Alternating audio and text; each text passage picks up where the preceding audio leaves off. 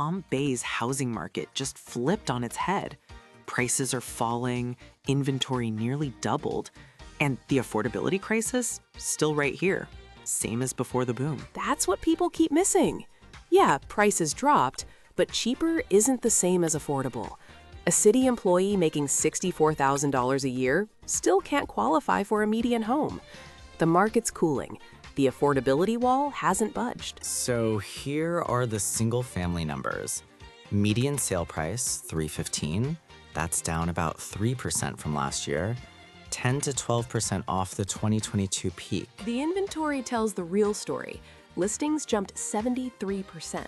471 homes sitting out there, 78 to 90 days on market, one offer each. A third of sellers have already cut their price. And ReVenture says homes here are still about 11% overvalued, so more drops are coming. Here's one that jumped out at me. 48% of people searching Palm Bay, they're looking to leave. That's not real demand. Here's what makes Palm Bay tricky. It's two markets in one city.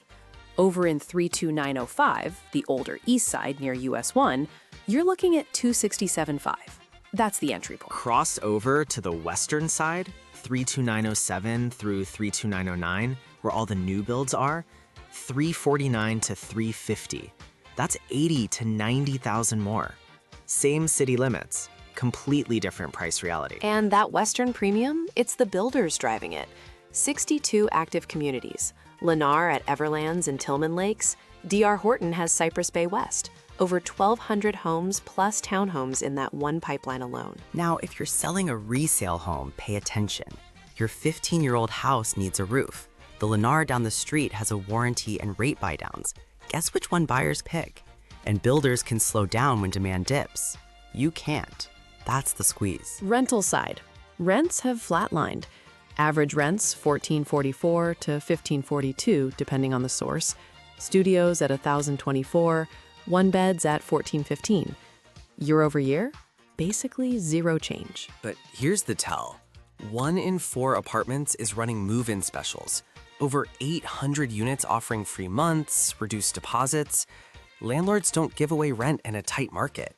This market is soft. And more supply is on the way. Port Malabar, $100 million luxury project, 318 units by August. Rents from $1,700 to $3,000. Havens at Palm Bay adds $266 more. But all of it is market rate or above. Nobody's building workforce housing at $1,100 a month. The math doesn't work. And get this, Palm Bay rents already run almost 13% above the Brevard County average. For a city that sells itself on being affordable, that gap is something to watch. This is where it gets brutal. $14 an hour, that's $29,000 a year. A studio at $1,024 a month, you'd need almost $41,000 just to hit the 30% affordability line. There is no unit type in this city a minimum wage worker can afford. Not a studio, not even a shared apartment at listed rates. The city's own people face the same wall. Median salary, $64,780. To buy the median home, 39% of gross income. Add insurance at $3,800 a year, add property taxes. The firefighters, the permit clerks, the people who keep the city running can't comfortably afford to live here. And the safety net? Gone. Section 8 waitlist closed since July 2020. 5-year wait. 85 units for 152,000 people. That's not a safety net. That's a rounding error. Now the pipeline. These numbers are staggering. 9,264 units approved or under construction right now. Another 21,000 in review. Over 30,000 potential units. This city has 55,000 existing homes.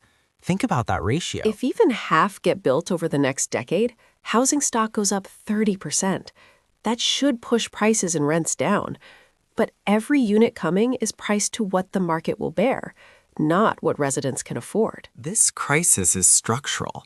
It was here before the pandemic. It'll be here after this correction ends. Until the city builds actual workforce housing, not studies, not task forces, not advisory boards, this gap between what people earn and what housing costs isn't going anywhere. The pipeline will change the supply equation. Whether it changes the affordability equation, that's a whole different question. Full analysis at thepalmbear.com.